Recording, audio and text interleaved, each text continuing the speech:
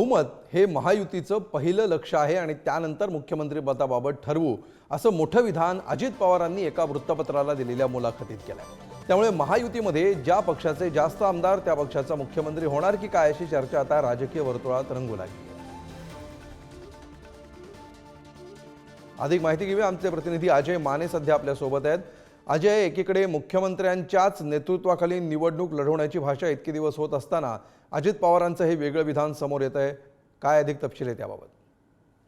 अमोल, जसं तुम्ही म्हटलात की एकीकडे देवेंद्र फडणवीस म्हणतात की आम्ही मुख्यमंत्री एकनाथ शिंदे यांच्या नेतृत्वात या संपूर्ण निवडणुकीला सामोरे जाऊ आणि त्याच्यानंतर आता अजित पवारांचं हे विधान खरं तर महायुतीत चर्चा घडून आणणार आहे। कारण की अजित पवार यांनी एका वृत्तपत्राला दिलेल्या मुलाखतीत म्हटलंय की ज्याच्या जास्त जागा त्याचा मुख्यमंत्री होईल अशी एकंदरीत मत अजित पवारांनी मांडलं। तर ते म्हटले की आम्ही 60हून अधिकच्या जागा ज्या त्या लढवू इच्छित आहोत आणि त्याच्यानंतरच हा पुढचा मुद्दा जो आहे त्याने उपस्थित केलेला आहे। त्यामुळे आता पुन्हा एकदा महायुतीत चर्चासत्र भरताना पाहायला मिळेल, कारण की अजित पवारांच्या या विधानाने कितपत मुख्यमंत्री एकनाथ शिंदे किंवा मग उपमुख्यमंत्री देवेंद्र फडणवीस यांची मंजुरी असेल हे सुद्धा पाहणं महत्त्वाचं ठरणार आहे। एकीकडे आपण जर पाहिलं तर अजित पवारांच्या राष्ट्रवादीच्या बाजूने सतत भाजप बोलत होतं, त्याच्यानंतर आता एकनाथ शिंदे यांची सुद्धा शिंदेची शिवसेना मत मांडू लागलेली, टीका करू लागलेली आणि त्याच्यानंतर आता थेट राष्ट्रवादीच्या प्रमुखांचं असं महायुतीतून मत येणं, त्यामुळे आता या भावनेला किती दुजोरा